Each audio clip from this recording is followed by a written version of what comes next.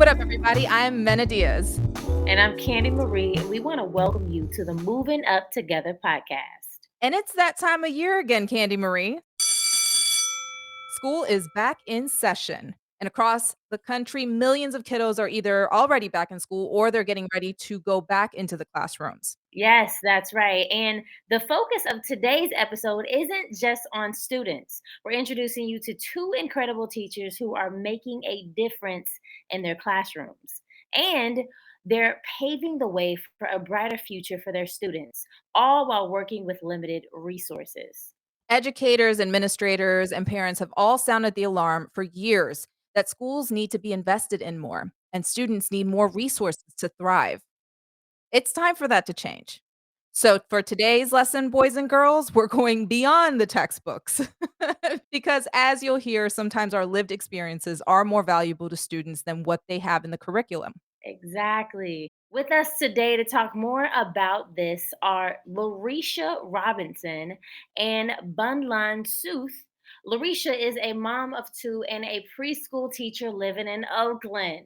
And Bunleoun is a mom of five who also lives in Oakland. She works as a paraspecialist educator.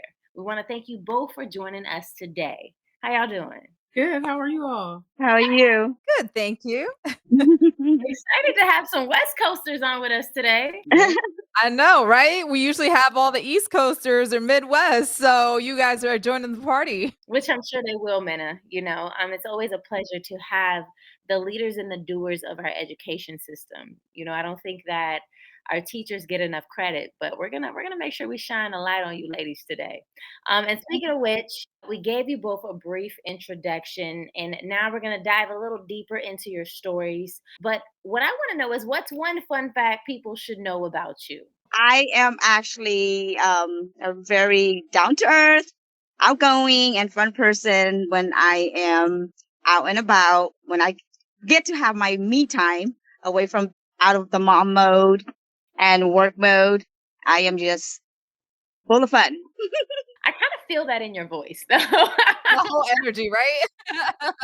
I'm loving it. Thank you. Fun fact about me is I love to go on travel adventures. I love to go different places. If I'm sitting too long, I'm like, nope, it's time to travel. It's time to change the climate. So I'm a traveler and I love different travel adventures. Really? So Mena, this is our go-to if we need to find the spots, all the hot spots or places to go to. Like what's one place that you're like, oh my God, this place was so amazing. We had such a great time. What's the first place that comes to mind? First place is the most recent trip. Well, it was like in December, but I went to Cabo, and it was the resort that I stayed at that did it for me. It had the food, it had just the exclusiveness, the excellent service, and it was just, I'm like, yeah, that was the spot for me. So if y'all want to know the resort, I'll tell y'all after. But yeah, it was amazing. Because Lord knows I need a vacation. Yes.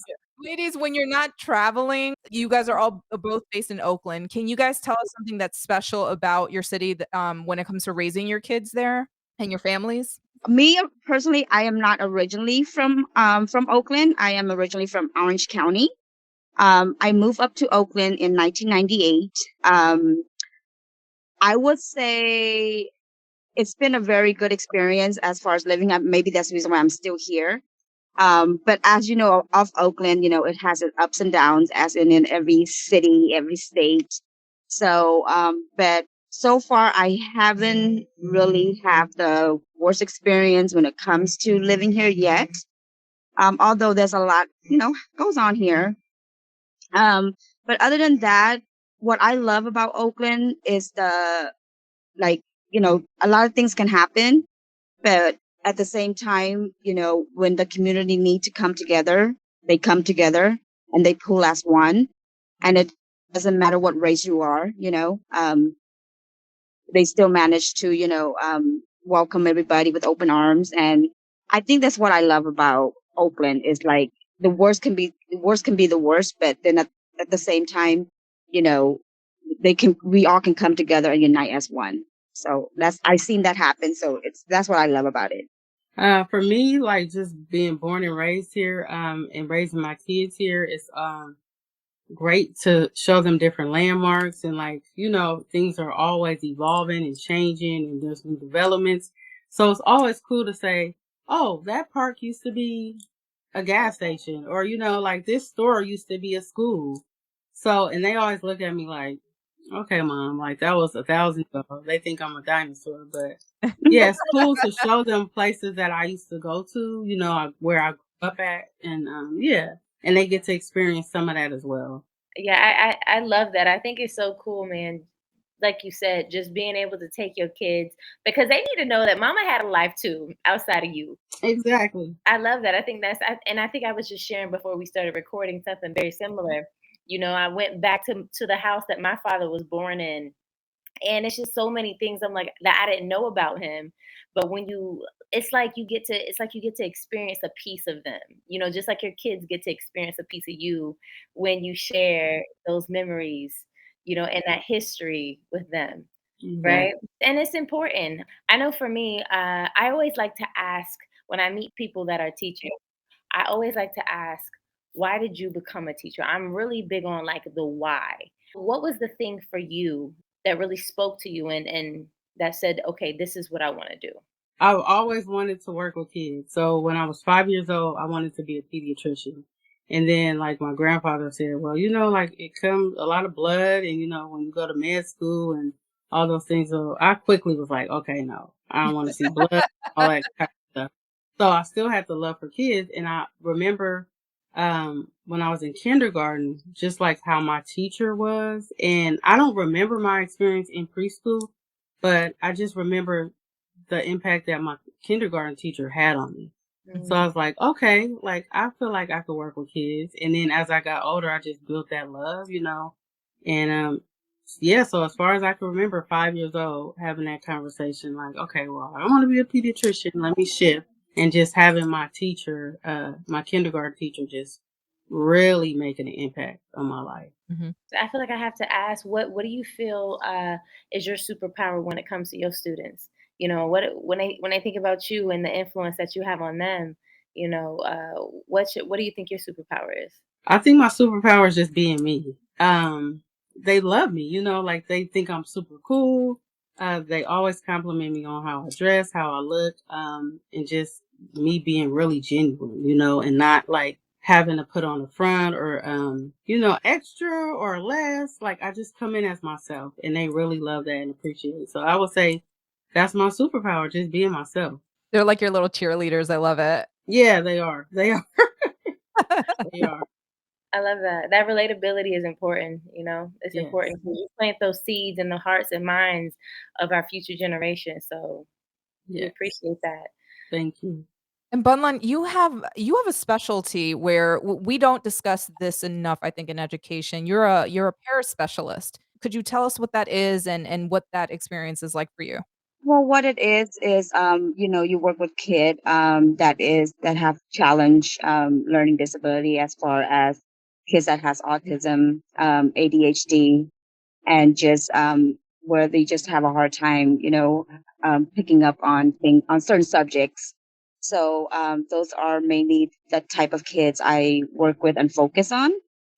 Um, and as far as how I got into that is, it was kind of like, well, if I ever thought becoming a teacher, yes, but that didn't happen until I believe my senior my it was my junior year. I That was when my history teacher, because she was just so loving and caring, and like, and I saw, how she made a difference on kids that were struggling, with home life and her, school, personal, and she was just like super amazing, and I was just like, wow, I think that's what I want to do.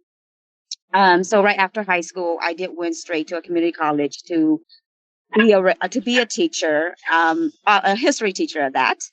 And but then, life took a turn, and I got pregnant, of course, and that put a delay on my career. And after that, it was just, I guess, after that was like being a mom, and then everything was just, not going to according to plan. And so 2 years ago, this is my second year going on my third year, but about 2 years ago, becoming a para specialist educator just kind of like fall onto my feet. My daughter actually was doing it before I was doing it, and then her agency needed more paras, and she was like, "Mom, you have experience, on working with kids that are with kids and kid that has special needs due to one of my best friends' sister. Her son has very severe autism, so every now and then I help her with him, and then about 5 years ago, I got pregnant and my daughter, who's 5 now, was born with Down syndrome. So that also kind of like gave me more experience and more perspective on doing what I'm doing now. And I just went for it. And at first, to be honest with you, at first I wasn't sure if it was something that I can do or if it's something that I would probably want to stick with. But after I started and a few weeks in, and I love it. And like right away, I don't know, maybe I'm not sure if it's due to mother instincts, due to I'm already a mom, where Mhm. you can kind of like, you know, relate more, and, understanding the kids more, especially the youngsters.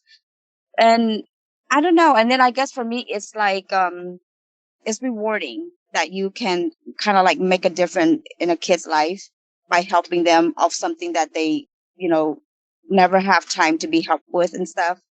Mhm. And it's just I don't know. I don't know how to describe it really, but it's just a very, very reward feeling to do what I do. And I feel like as much as I'm helping them, they're helping me. So I'm helping them to grow, but then at the same time, they're helping me to grow also as to be a better person and a better, educator for them. Yeah. Any advice that you would give, somebody that would is interested in going into, being a paraspecialist? Yeah, a lot of patience. Even to be just a regular teacher, you just really need to have a lot of patience. But being a para, yeah, it takes up more than patience. It takes a lot of I'm not that word that I'm looking for. A lot of strength because sometimes you work with kids that are just where they just have a learning disability, but then you work with kids that have autism that where they have like tempers in them where they're a kid, they'll kick you, they'll bite you, they'll spit at you, like all kinds of ways where you just have to really be able to, and like you have, I guess, the endurance of the Okay. job. Yeah. Because if you don't have the patience and you cannot endure certain things, I would have to say that being a paraspecialist would not be the job for you because you really have to have that patience with those kids. Yeah. And I think that's a great way to transition into my next question because I agree. I think your lived experience, being who you are, um, I think that only makes you a better teacher and a better paraspecialist, right? Having that heart for your child and that experience you have with your child, it only allows you to give that back to those same students within the classroom. And I think that's the same thing that goes to you, LaRisha. Like I love every single thing that you said because it's important for us to show up as ourselves every single time, to be authentic and to be, real. Like our students deserve to see somebody that looks like them and that sounds like them, not this cookie cutter version of what the world wants us to be. So let's talk about those students. Tell us about your students and the communities your schools are in. The school. Well, right now I'm not. I haven't been placed in a school yet because I'm actually working with an agency. I'm not actually with the actual school district. But in the last 2 years, I've been working with Alameda School District. So my last school was I worked from pretty much kids from kinder to all the way to fifth grade, and it's because each kid is different. Each kid have their own personality and their own way of learning and listening and stuff like that. So for me, I'm just like LaRisha. I don't like pretend to be, I don't baby them, put it that way, because even though like you'll be surprised, like even though they're young, I'm working with, elementary kids, but their mind is very, very intelligent. The Like they, receptor. yes, they know they know when you're treating them differently. So with me, even though I know that I'm supposed to go into that classroom and work with this certain kid, I don't I don't like, I don't do it where like they're gonna feel like they're being singled out from, or feel different from the other kids. I actually go into that classroom and I actually work with the other kids that don't even need my help. So that way they, they can see, oh, she's not in here helping me. Because, because I have one student, he's a fourth grader. And he was just like, he asked me that question. He's like, why am I different? And I'm like, and I ask him, I go, what do you mean? He's like, why am I different? Why am I not smart like the other kids? Why can't I do what the other kids do? And, me as a mom, like hearing that is like, oh my God, like, no, you're not different. You are you who you are. Is this what makes you unique? I go, everybody is different. Don't come. I would, I'd be like, I go, you are very young. There's going to be a lot that you're going to learn and need to understand. But the best, but I'm like, but just remember, love being who you are and don't try to change yourself to be someone different, because being you is what make you unique and make you different. Right. Because Right. everybody's different. So yeah, so it's that's something, so being not just me being like a teacher, but at the same time I'm also being a mom to them, because it's really like, for me it's like you thinking kids that goes to Alameda School, that has parents that are, well off and this and that, but I come to learn that's not even the case. Like, I come to learn that those kids, even though they're young, they are going through things that, to me, I feel like a young kid shouldn't even go through. They got parents where, like, there's, parents are separated, so they're like going from, mom home to dad home. And I think being so young at that certain age, being in elementary, I can only imagine, the toll it takes on them, having to bounce from mom house to dad's house. And then some of these kids where mom and dad, the separation or divorce is not even on good terms. So these kids come to school and they're acting out because they're seeking attention. They want attention and they're not getting that attention, that they need. So it affects their learning. And maybe it's not even necessarily acting out, it's just trying to find a way to express himself, trying to find somebody who will just take the time to listen, because nobody's listening. Yes. Nobody sees them and they just want to feel seen. And it's like, even if I'm getting in trouble, Mm-hmm. somebody sees me finally. Thank you for sharing that, Bunley. I want to redirect that to you as well, LaRisha. Can you tell us about your students and the communities your schools are in? Definitely. So I've had the pleasure of serving both sides of the school system, where you have the federal funded program. I used to work for Head Start for 6.5 years. And so now I've been working at a private school for 6.5 years. My age group is 3 to 4, and it's like a different world, like both sides. When I worked for Head Start, it was like I was more than a teacher to those kids, and sometimes we had to be the doctor, we had to be the social worker, we had to be the lawyer, we had to advocate for them. That there was a lack in their families. And so, which is why they were coming to us. I would come home literally like exhausted, but in a good way, because I knew what I was doing was affecting these, making an impact on these children and the families, and they would come to us with their problems or things that they may be going through, and, reaching out for help because they felt comfortable and they felt in a safe space, and now I work with in a private school, and then the families that I serve, are I don't want to say privileged, but they don't have the struggle that the other families at the other school have, so I'm seeing a different side.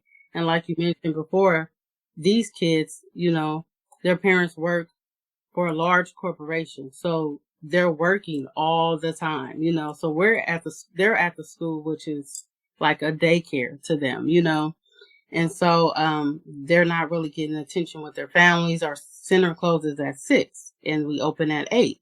So you just think about it. They're with us all day long from breakfast all the way to they have their we call it tea time. So they have their little afternoon, evening snack.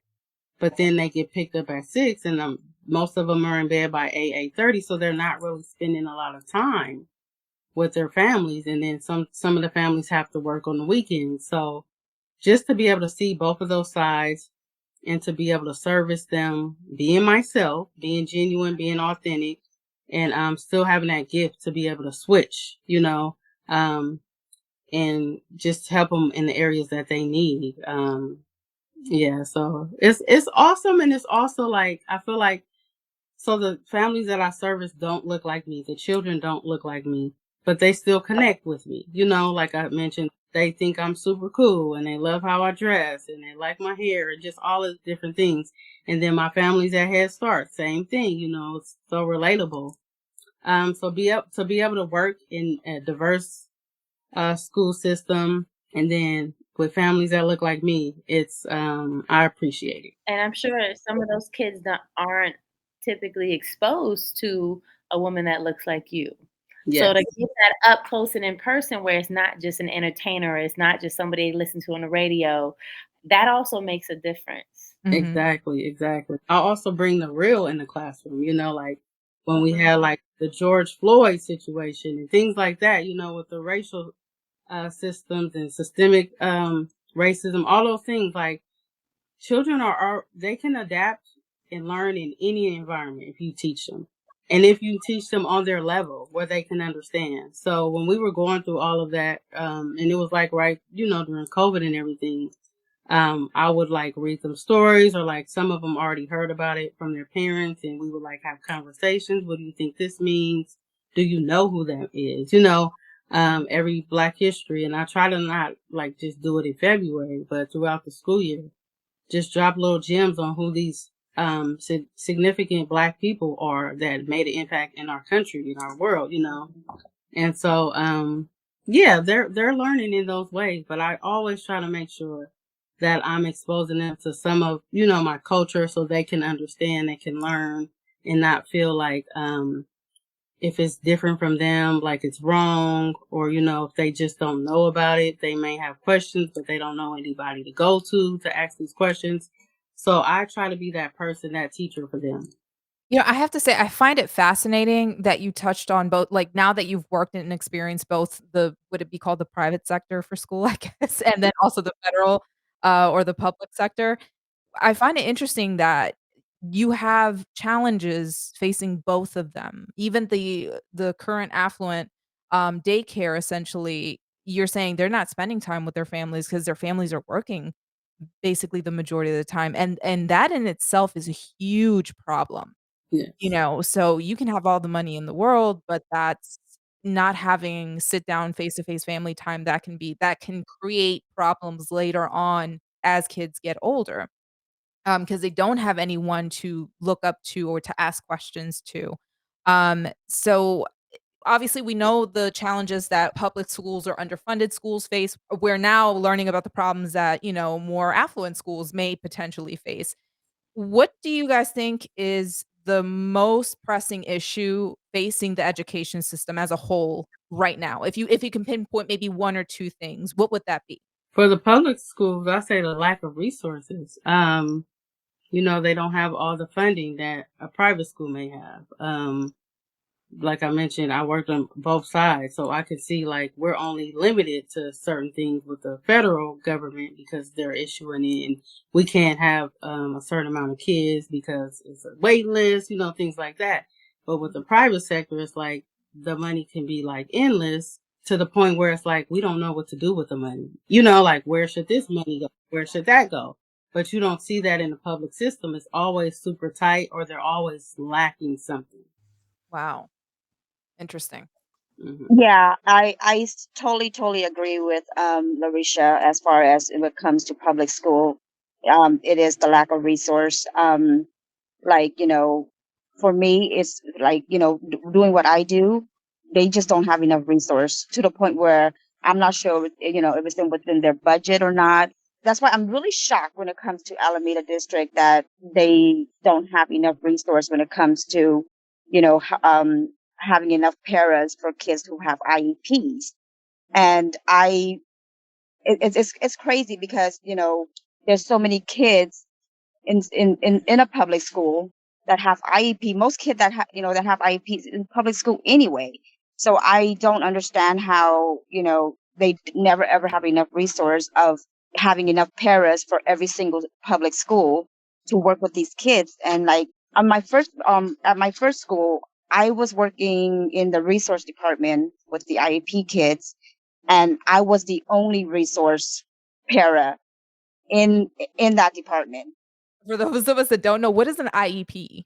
IEP are kids that has special needs, kids that have learning disabilities and stuff. Yeah. Okay, okay, and then they pair you guys with the IEP class or students. Okay. Yes. And it stands for individual education plan Yes. for that child. Yeah. Thank Okay. you, LaRisha. No problem. And so I'm dealing, I'm here working with about 28 kids, and there's only 6 hours of school in a day to have that many kids that I have to work with that require more than just more than 20 minutes of my time. But due to I have so many kids in a day, I'm only able to step into their classroom and be with them for no more than like about 15 to 20 minutes. And if they're lucky, if a kid is absent, then I get to spend a little bit more time with, certain kids. To me, that's not enough because some kids really require a one-on-one para to be in that classroom with them pretty much all day in order for them to even stay focused, to even for them to get their work done. And, so that's the reason why, like, when I see that, I'm like, I feel really bad because I'm like, and especially when I have to leave them, they're like, no, Miss Tammy, where are you going? And I'm just like, I have to, I have to go to my next class now. I have to work with another student. They're like, but I can't do this without you. I can't do this without you. And like, and there's nothing that I can do about it. And then, but feel so bad for them. Yeah. And I don't have a choice, but I have to move on to my next kid because if any kids that have IEP, if we don't spend the goal time that is on their IEP, it's not good for the district. Put it that way.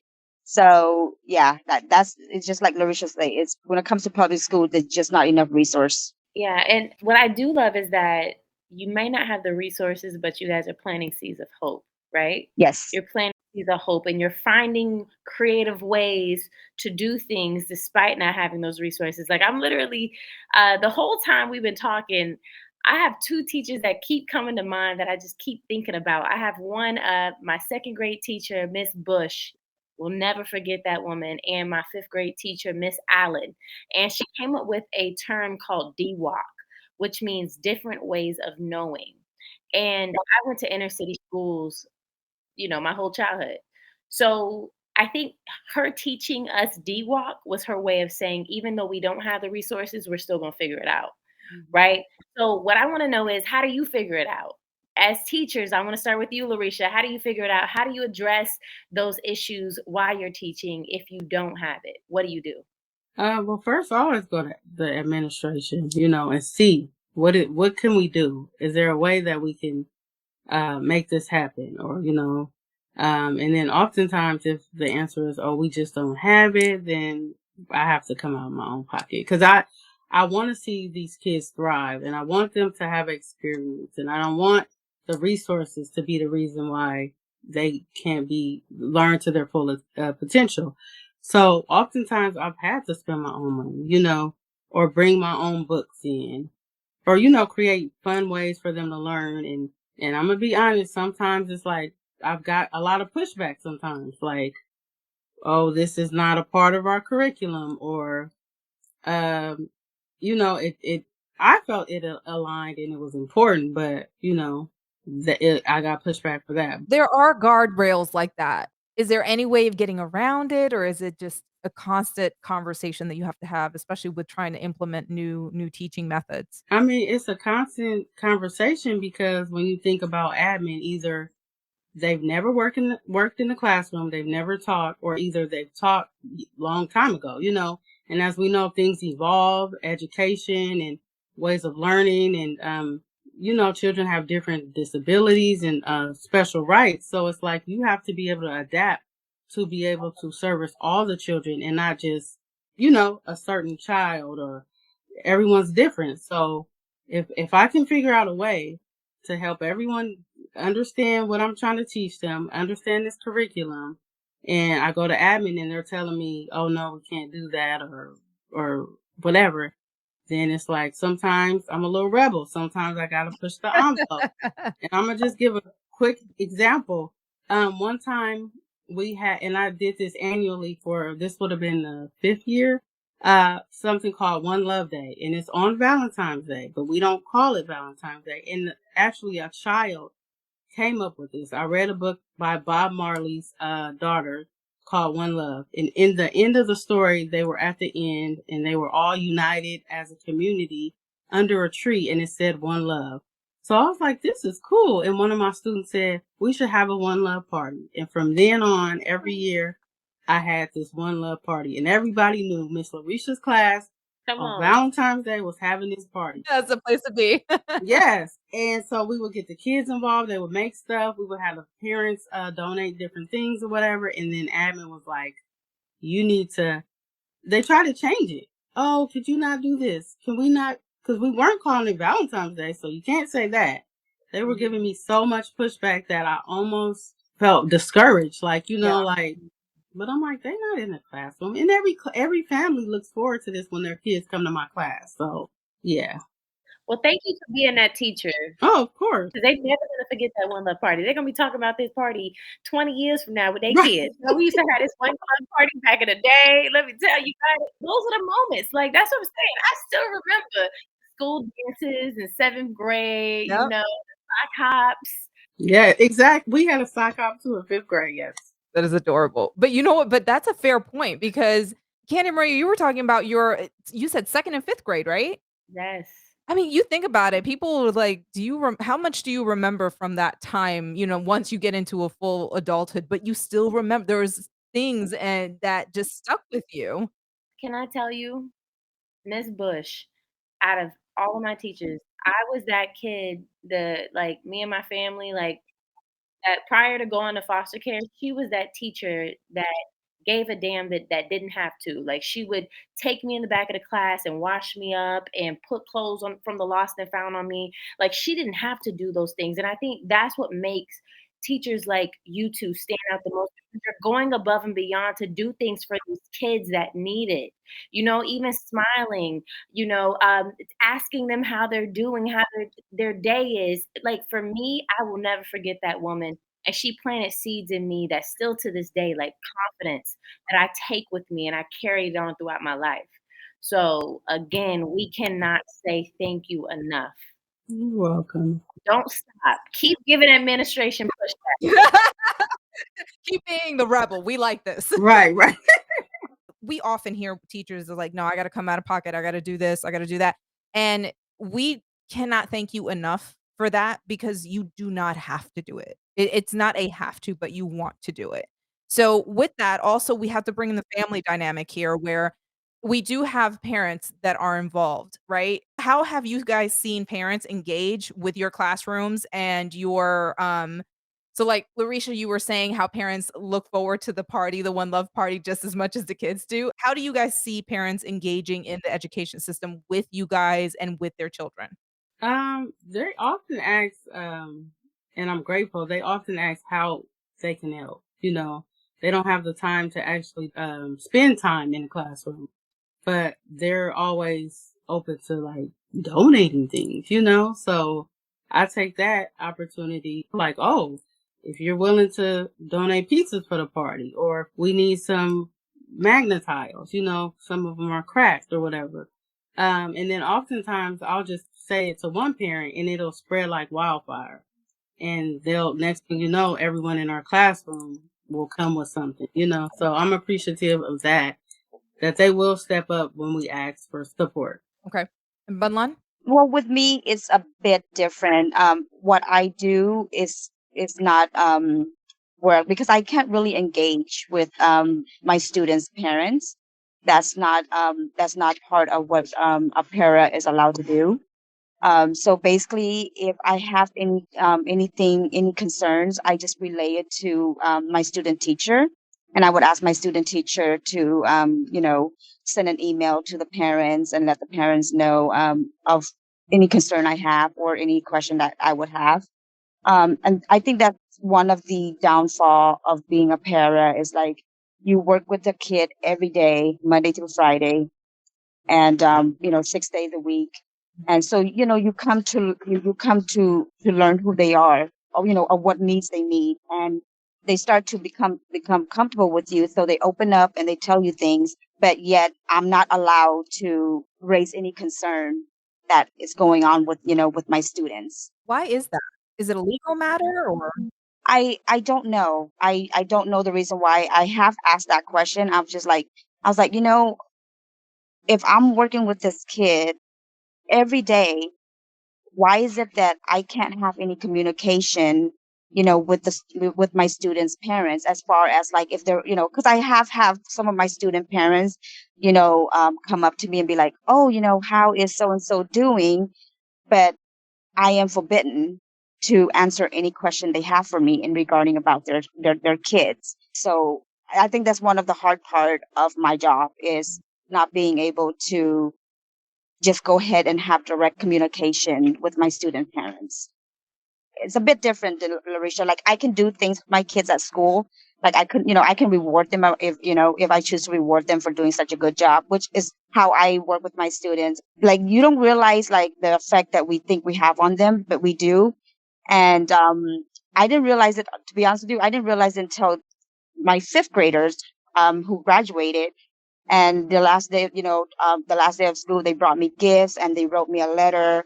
And one of my student, he wrote a letter to me. He tells me, he's all like, thank you so much, for your patience, for your understanding, and that you never give up on me. Cause like, because the students were like, they feel like when they're not smart enough, they're just like, oh, like, why should I care about school? Why should I do this? Why should I that? I'm like, no, you are important and you will, learn what you need to learn as long as you apply yourself to it and just work hard. So, so like it's like to me that was like so touching. But then like I'm just like, oh, but I wish I could do more, but I just can't. That's the one thing that I find hard in my job is not being able to do more for my kids than what I really want to because due to I'm limited to it. Yeah. So yeah, that part I never understand either. I'm just like, it is like me being their second teacher because I am working with them and I am, teaching them, the learning. Yet my voice, my opinion can only go to the reports case manager or talk to their teacher. But other than that, is I can't go out of that. Is it safe to say that that's something that you would wanna change? Yes, I do. I just think that if we are able to go ahead and have that direct communication with the student that we work with, along with their parents, because we are the one that get to know them because the teacher, that's the reason why we step into that classroom because honestly, without the para going into a classroom where a teacher have, a student that require, a para, assistance, Mhm. the teacher will not be able to teach the classroom. They will not be able to run their classrooms, smoothly. And the other part too is not having the teacher being able to communicate with us and like to where we can really talk to them. But thank goodness, I haven't had that problem, yet. I have always been able to communicate with my students' teacher, and they're always so helpful, and they always try to come up with certain, also help me to come up with certain things. So whenever I tell them something, they become my voice. Okay, you form like a partnership. Yes, with my student teacher. Yes. Okay. Which is great, and you guys can create change together. That support makes a difference. Having somebody that can support you and partner with you is so important. So, Larisha, if you could change one thing about the way we teach children, what would it be? It would be how we teach children. Just understanding that it's not just a book, like you can open a book or show them a chart. It's also learning through experiences. The school that I teach at currently, is based on that. And so I've just got a whole another scope of how children learn. And we put out materials and they go for it. They use their imaginations. And like I said, we don't have charts. We don't have alphabet charts, number charts. They're not writing their names. But eventually they get to that because, it will be age appropriate. But now they learn to play. So just educators understanding there's just other ways to for kids to get education, and it's just not by the book. It's by experience. And we know that as adults, like everything we learned in school or even college, sometimes we don't even apply that. It's our life experiences that help us navigate through this journey. So Yep. I have not used a day of geometry. I want to say that. I just want to say that. Okay. Okay, so Mena, we got some pretty cool segments coming up. We do. Let's talk about your experience with UpTogether, this phenomenal organization. You were both excited to join UpTogether and to be paired in a group with other people, but you faced some very unique challenges. How did you overcome those challenges? Well, I would say because Tammy and I were in the same group. And so she initially reached out to the group, because they encourage like engagement and things like that, meetups. And so no one was responding. And I'm like, well, I wanted to meet up too. But at the time I just didn't initiate it. So I'm thankful that Tammy did. And so when she reached out, no one was saying anything. But I reached back, I was like, oh, I'm interested. So we kind of exchanged information. And then from there, and that started like 2 years ago, right, Tammy? Yes. Yeah. So from there, she would call me like, oh, I have a question about UpTogether, or did you get this or whatever. We would ask questions with each other. And then, we hadn't talked in forever. And so when I saw that they, had an opportunity to join a podcast, I instantly was like, Tammy, you want to get on? So yeah, I've had an awesome experience with UpTogether. Yeah, same here. When I first applied, I did first. I was just like, okay, what is this program about? What is So then after I apply, and then they sent us more information regarding about it. I was just like, okay, and so I was like, one, it was the being able to receive receiving that fund every month, where became really helpful for me to either I can use that towards my bills, towards my rent, or towards gas, or towards food. And it really helped out a lot. And then after that, they start sending us emails regarding about, how to reach out to your members and stuff like that. So for me, it wasn't just about receiving the fund. I was also really interested on, becoming more part of the community of where I live, and to also meet new people, because I love meeting new people. Like I say, I'm really outgoing and down to earth. So like meeting new people, being friendly is just one of my things. So I start reaching out to my group, and I was just like, okay, I'm like, because to me, I always be like, okay, everybody have their own busy life. Being parents is not easy. You always, get stuck doing something and whatnot. Turn out that LaRisha was the only one that reached back out. And I also believe it was another member of our group. I think her name was, if I'm not wrong, I think it was Latoya or Latanya. I'm not sure. But she did respond to one of the email I sent out to the whole group. But she just never really, when I would respond back, she never really kept, respond back the way LaRisha did. Mhm. So I was just like, okay. So I was just like, okay, I can't, because I would always try to be like, hey, I know that, we're all busy. We have our own, life, this and that. But I would love it if we can either meet up in person, because due to at the time, the pandemic was still really, not good. So that play a part of it, which I totally understood. But I was just like, we can, I can create a Zoom link where we all can, meet up in Zoom, just so we can, see each other and relate to one another. And I think that's the only one thing where I'm like, oh man, such a bummer. Like I really wanted to like meet my whole group, but you know what? At the end, I'm really grateful that, LaRisha, took the time to also wanted to connect with a member. So I'm grateful for her. And it comes to find out we have such similar stories of Yes. what we do as our professional career, and we're both mothers, so we know the struggles of life. And it helps me to know that I'm not alone when it comes to struggling financially or struggling for what life gives us. Right. So I'm just like, I'm really, really, grateful that I joined Up Together, and I'm able to continue to be a part of Up Together. And, and like I was like telling Lynette, I was just like, I would love to like do some volunteer work, and, to work with, Up Together, or to just do anything that has to do with, helping the community. I know we have a segment called Free Game. Jenna, you want to tell us about Free Game? All right, ladies.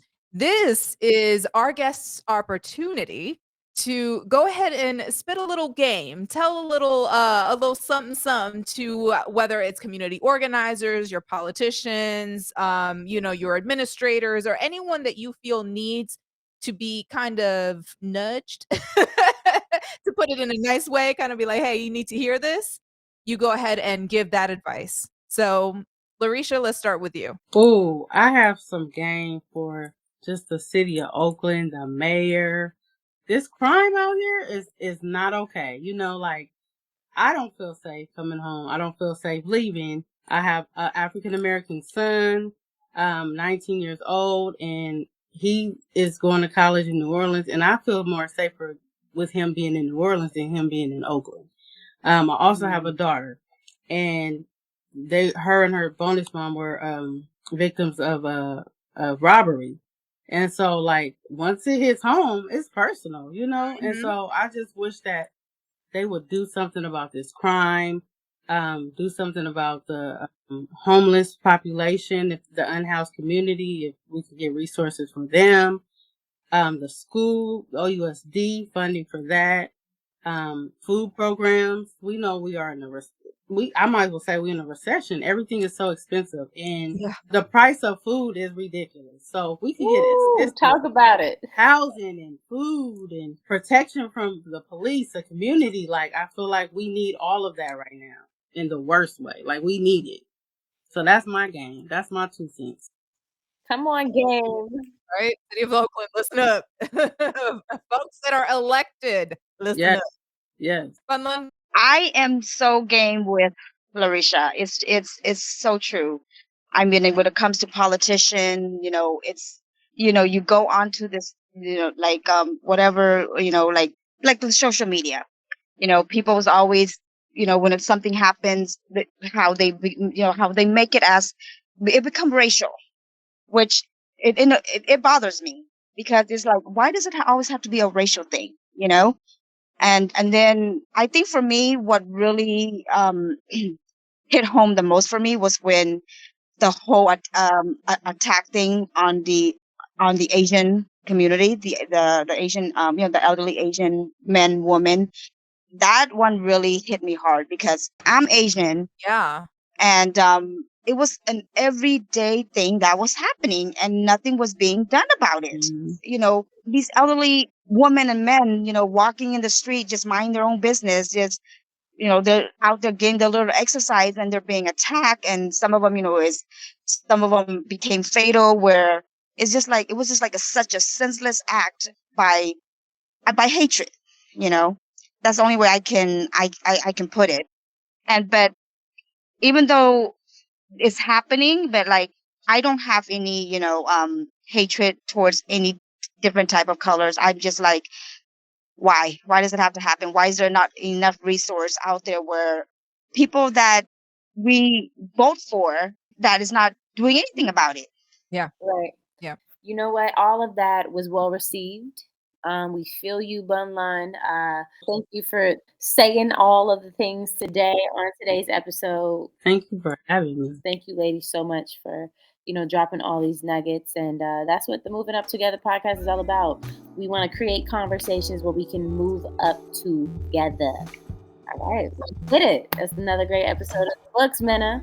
Yes, it is. Ladies, thank you so much.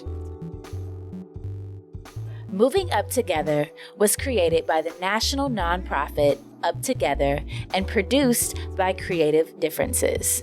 If you enjoyed this episode, please subscribe and leave us a review on Apple Podcasts, Spotify, or wherever you listen to your podcasts.